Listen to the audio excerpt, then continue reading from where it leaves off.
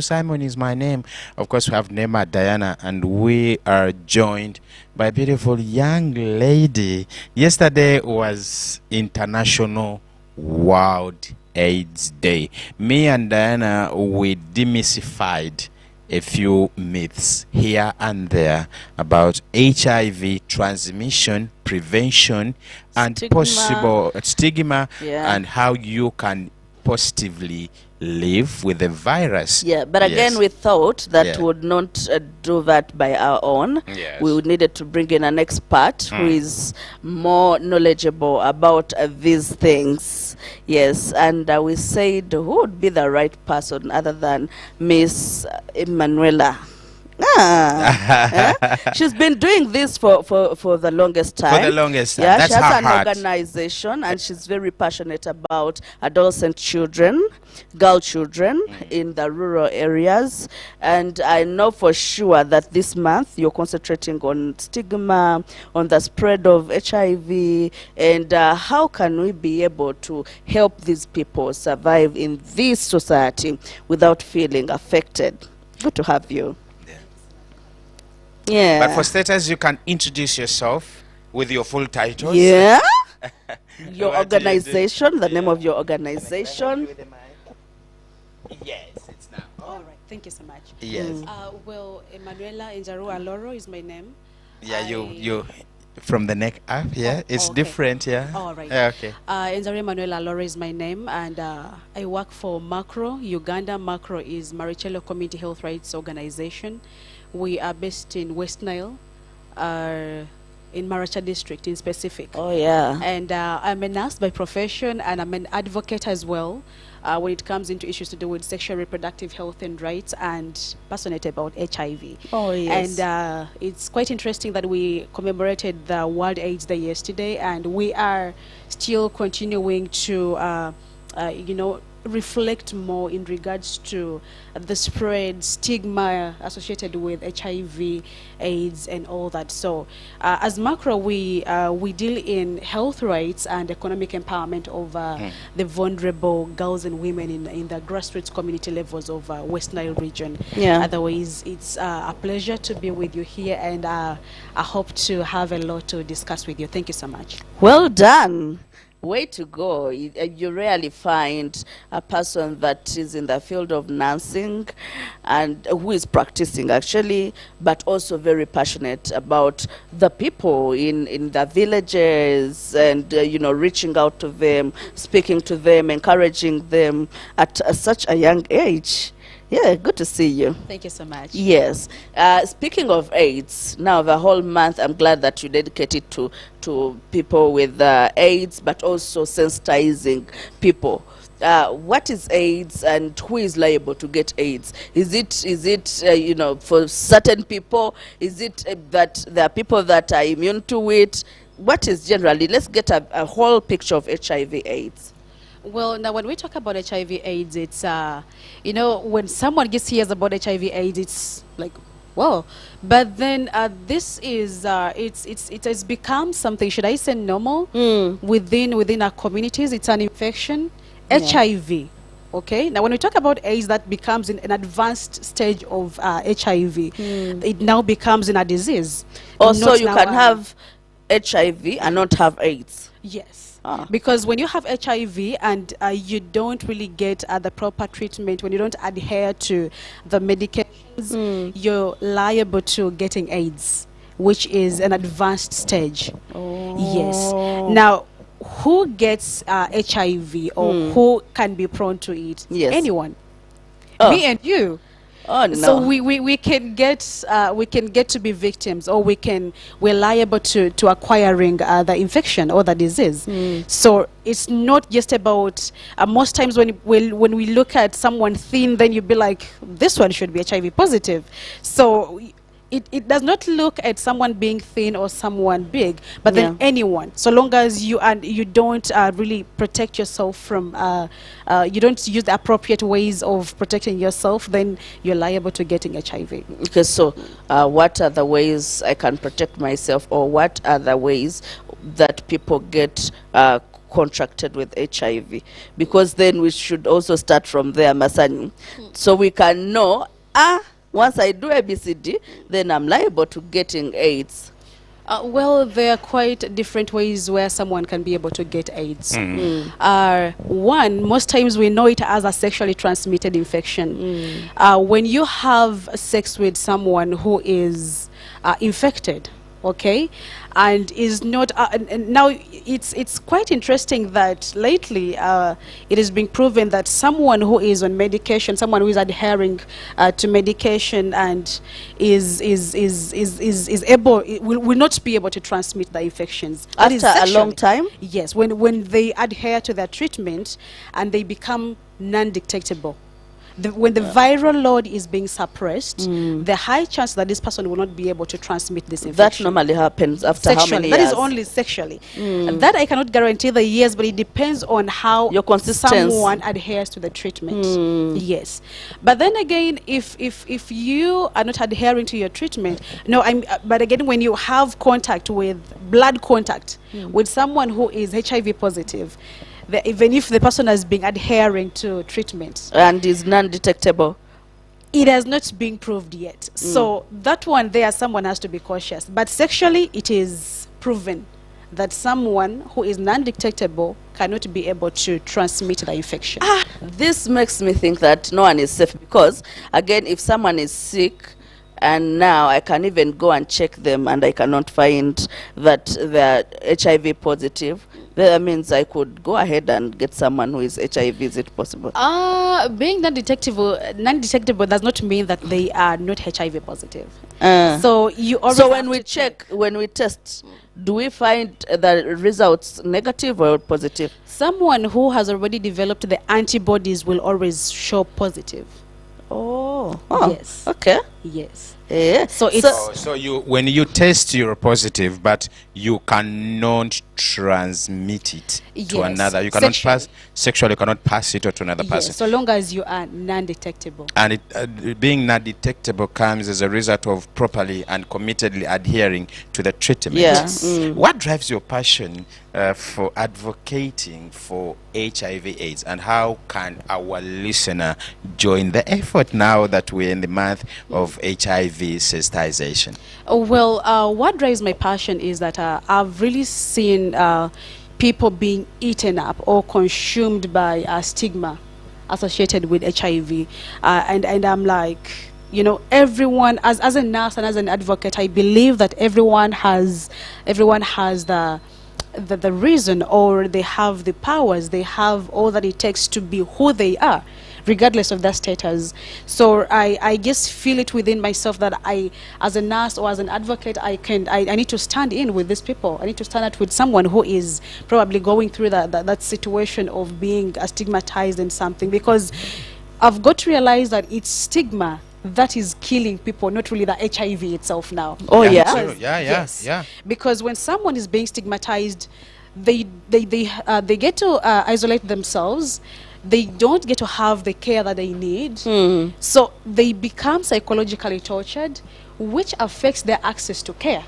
Now, when someone is not accessing care, of course, this person the virus will take now advantage, because now this person will not access the right medication it's supposed to get. So it becomes the killer, not now the infection, or not now the virus. So when it comes into stigma, I stand in so firm, fighting in the stigma, and make sure that someone gets to access the rightful treatment, the rightful support that they need, and they live with dignity. Yeah. Yes. Okay, so now you're And- speaking about, you wanted to add something? Oh, yes. Yes, please. He had asked me how a listener or someone out there can be able to support us. You can support us by giving out the rightful information. Now, we have a lot of avenues of people giving out information. Give us the rightful information to someone who needs. Give someone who needs support. Support them. Someone who is living HIV positive. Give them the support that they need. And again, you can also support us by sharing the information. You can also volunteer with us. Okay. And we ensure that we carry on with the advocacy when it comes into reducing the rates of stigma in regards to HIV/AIDS. Yes. Wow, incredible. Interesting. Wow. Now, speaking of stigma, I'd like for you to explain to our viewers what brings about stigma, what is stigma, and how does it affect the patient, the person that is suffering from HIV? Well, now it's quite interesting that stigma actually starts in with that very person. When we talk about stigma, stigma can actually be individually inflicted or self-inflicted. Yeah. Let's say that I'm living HIV positive. I can get to inflict within myself stigma. How is the community going to look at me? Yeah. How My life is done. Yes, yes, because people look at HIV being the end of everything. How are people, that alone brings in stigma within yourself. Yeah. And you start isolating yourself. And just to bring about stigma is actually that negative attitude that people have towards maybe a person or a specific group of people or themselves. Yes. Associated with maybe a specific condition. Now, in regards to HIV, it's normal. Most times comes in as a result of misinformation, the fear that actually alone inflicts. Brings about stigma. So we have the self-inflicted stigma. We have the community stigma. Now, people around us actually sometimes they make us, they stigmatize us, our families, our friends. And then we talk about the institutional stigma, the healthcare providers themselves. Now, someone comes in, the times where, most times now adolescents, a young girl comes into a facility and, she's being got HIV positive. And you find a medical person saying, judging. Temutula. Temuhumula. That is how did you get, so you've been sleeping around with men? I know. You're so loose. Yes. Forgetting that some are born HIV with it. can be transmitted from mother to child. So there are various ways that someone can be able to get HIV. Maybe you got an accident, and in the due course of the accident that maybe one person is HIV positive, and you get cracks, and the blood comes into contact. Yeah. Someone can easily get from there. Yeah. But then people only attribute it to what? Sexual intercourse, yeah. Yes. So then, stigma happens at all levels. At all levels. So you find that it really gets to affect someone accessing the rightful support that they need. And most times, just like I said earlier on, that now gets to kill more than the disease or the virus itself. Yeah. So I think because it's emotional. Yes. So I think there is need for us all to come together and fight this killer now. It's a killer. I can call it a bit. Yes. So now I've been affected. I've been stigmatized by my family, by my friends at school. I'm a student, at secondary school, and I've already had negative self-talks within the inside of me. How do I get out of that space? Because I am aware that you've been dealing with this for the longest time. You've helped so many people get out of that ditch of feeling like I'm selfless, I'm helpless, I can no longer pursue my future, I can no longer go for that goal, career, whatever it is. How does someone get out of that dark spot? Well, now as macro, we have been doing quite good work, if I may say. Yeah. I will not really be blowing our own trumpet, but at least for the time that we've been in the space, when it comes into schools, we normally have groups, we have clubs. Yeah. And these clubs actually get to enable, we empower a teacher who takes a lead of the clubs, and then also as well as the clubs having leaders. Now in these clubs, we get to have these students share ideas, share their stories, open up, because the first step towards fighting stigma starts by accepting your status.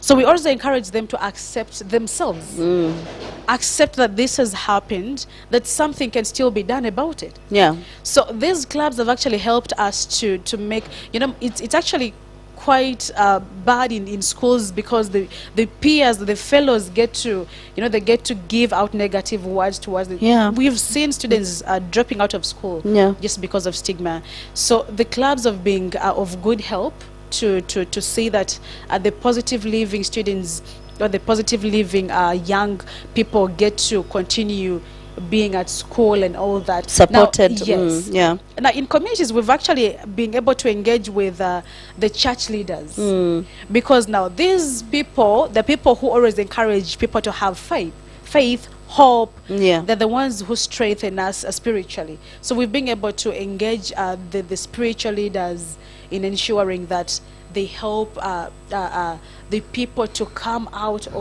the stigma Yeah. and be able to have hopes again. And as well, we also do have youth corners with different health facilities that we partner with. Yeah. Most times we get to have these people come together, share, get to share stories. We even go up to the extent of having dramas done, because those actually make someone to learn that things are happening and there are ways out that they can really get help and move forward with life. So can I now, as a caregiver at home, take care of my mother, my positive mother, and still not contact HIV? Can I still live with my mother, share a bed with her, like a normal child, or can I still breastfeed? Or how do I live with a positive person without affecting their esteem? Well, now being positive is not something.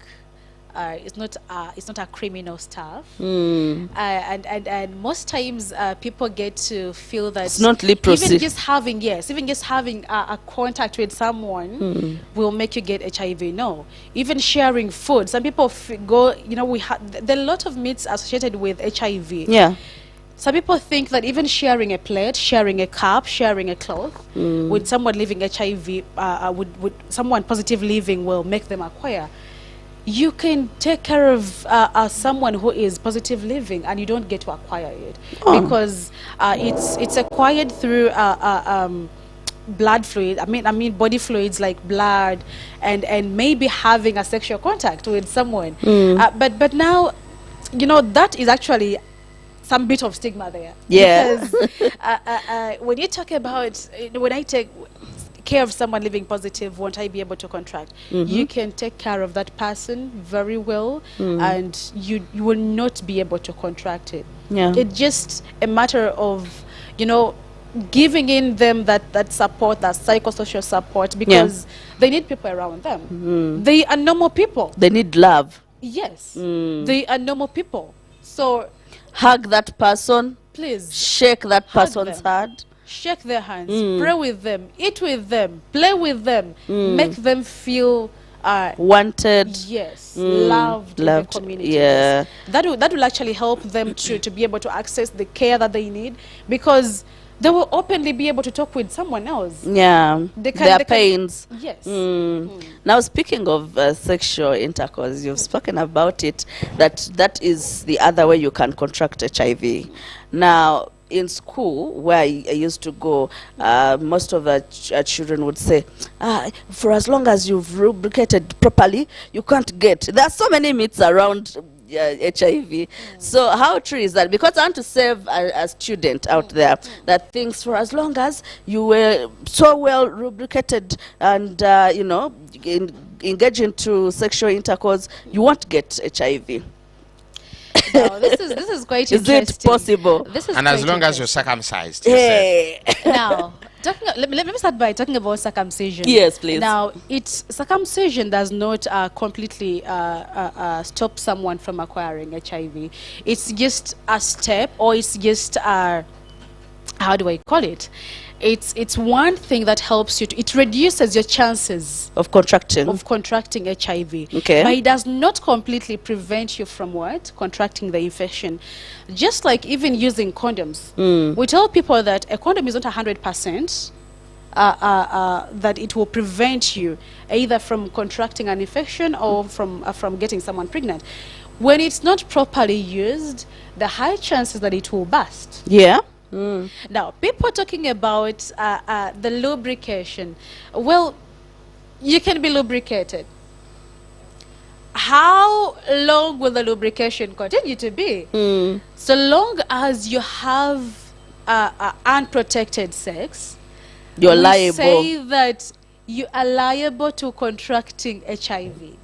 Whether however much you're lubricated, however much you're what, but so long as it's, should I use that word, alive sex? So long as you have unprotected sex, the high chances that you will contract Yeah. HIV AIDS. So if you've been having it and you were not able to contract, just, should we say that that's your luck? Should we say God is on your side? But So don't do it again? Let's play safe. Let's play safe. Yes, that's all I can tell you. Yeah. With all the experience that you have with HIV positive people, adolescents, and all that, yeah? What is the most need, or what is the biggest need that people with HIV here in Uganda have? Now, that's quite interesting.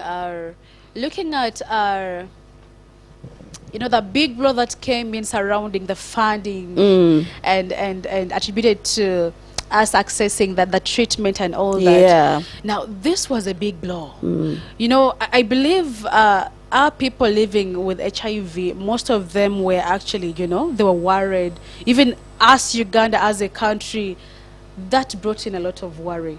So access to treatment is one big worry, is one big thing that we need to look into. Actually, the government, the private sector really needs to look into. Yeah. Because when we don't have the commodities or the drugs, then that is going to be a problem, given now the restrictions surrounding the funds. Yeah. And you get to realize that much of the access to treatment has been through the private sector. Now, the private sector of which has been hit by this wave of the gag rule. Yeah. So that is one thing that is really, I see being a problem. However, I believe in our government that they're able to do something and see that, given the blow, I've not heard of people missing it, but that is something to worry about. That is something to worry about. Then secondly, when we talk about HIV, now one thing that we neglect is mental health of these people living with HIV. Most times we neglect it. We don't want to look into it, because now when these people are stigmatized, actually one thing that comes in is anxiety comes in, depression comes in. Now this gets to affect their mental health. Wow. So I think that's why we're going to pick it up from when we come back shortly. all right. We help jumpstart your day like this. The wake up call.